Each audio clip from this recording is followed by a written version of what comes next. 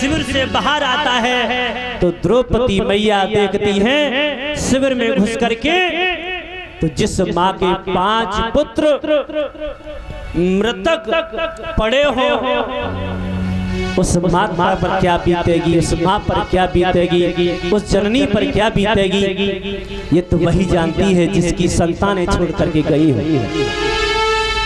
मेरे भगवत प्रेमियों, आज द्रौपदी मैया भग भग के रोने लगी, कहने लगी ये क्या हुआ, कौन दुष्ट दुराचारी आया और मेरे पुत्रों का वध कर गया, निहत्थे सोते हुए मेरे पुत्रों को मारा है, उस दुराचारी को मैं छोड़ूंगी नहीं छोड़ूंगी।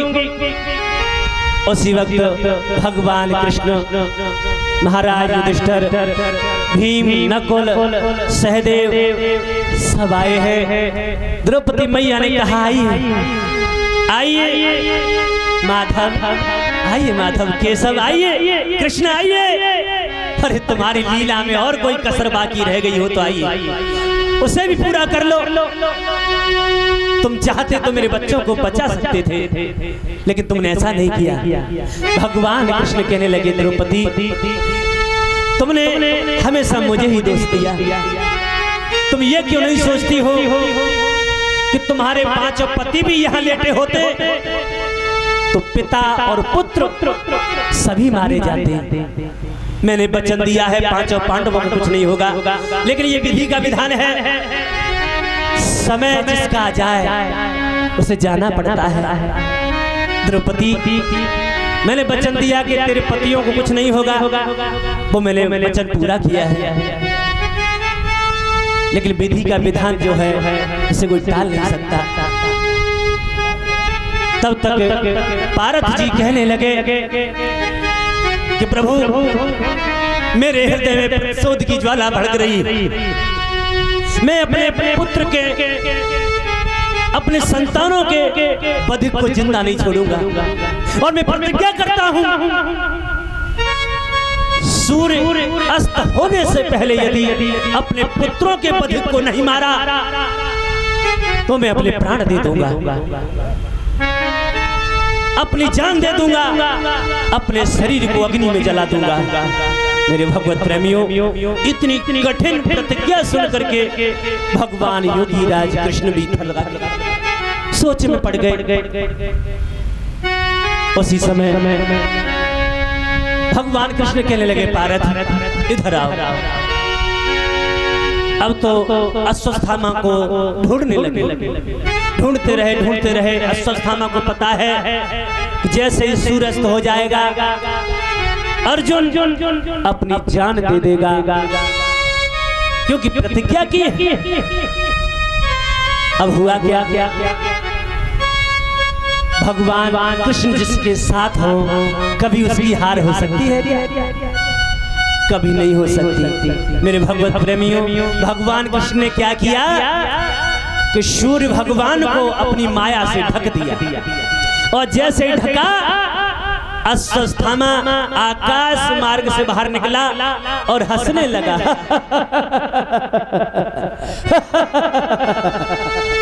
नाना प्रकार से हंसने लगा है। भगवान कृष्ण कहने लगे, पार्थ क्या कर रहे हो? और पार्थ क्या कर रहे थे, अर्जुन क्या कर रहे थे जानते हो?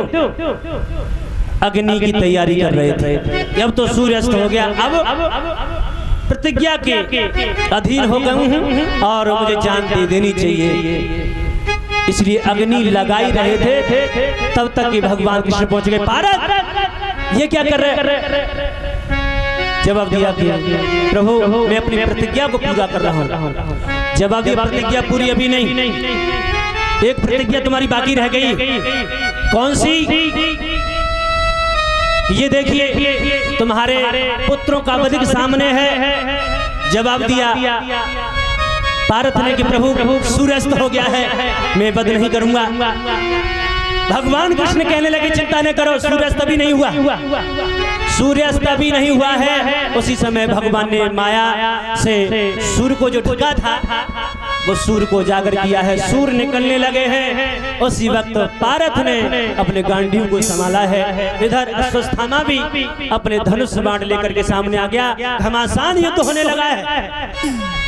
और जब घमासान युद्ध होने लगा, दोनों तरफ से अग्निबाण चला गए, ब्रह्मास्त्र चलाए गए। अब हुआ ऐसा, जैसे ही ब्रह्मास्त्र चलाया गया तो भगवान कृष्ण ने दोनों को रोका, रुक जाइए, ब्रह्मास्त्र नहीं चलाइए, तुम दोनों का इसमें कुछ नहीं बिगड़ेगा, सृष्टि व्यर्थ में जल जाएगी, वापस कर लीजिए, वापस करिए।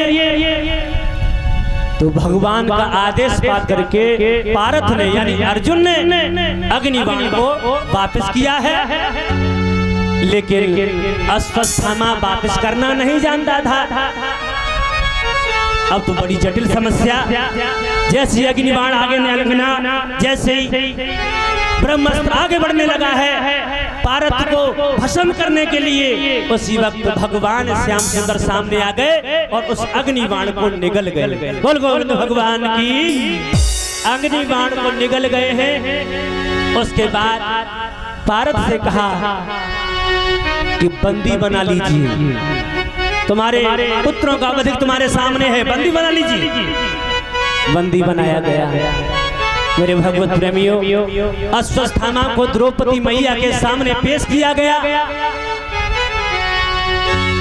अब आप सोचने की बात है, जिस मैया के 5 पुत्र मृतक पड़े हो, पुत्रों का वध सामने खड़ा हो, वो मैया क्या करेगी? बताइए क्या करेगी? यही कहेगी कि इसको मार दीजिए, इस दुष्ट को मार दीजिए, इसने मेरे पुत्रों का वध किया है, मेरे पुत्रों को निहत्था मारा है, मेरे पुत्रों को सोते हुए मारा है, मार दीजिए। यही कहेगी कि नहीं कहेगी? लेकिन ऐसा द्रौपदी मैया ने नहीं किया।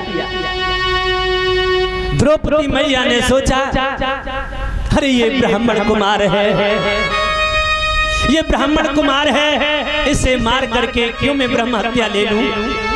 मेरे पुत्र अब तो मुझसे चले गए, वापस तो नहीं आएंगे। अब इसने जो किया सो किया। मेरे भगवत प्रेमियों, द्रौपदी मैया भगवान कृष्ण से कहने लगी, प्रभु छोड़ दीजिए इसे, छोड़ दीजिए, क्योंकि क्या भला होगा किसी को मार करके जान से, क्या भला होगा किसी को मार करके जान से, यदि मारना ही है तो किसी को मार दो एहसान से। छोड़ दीजिए इसे, छोड़ दीजिए।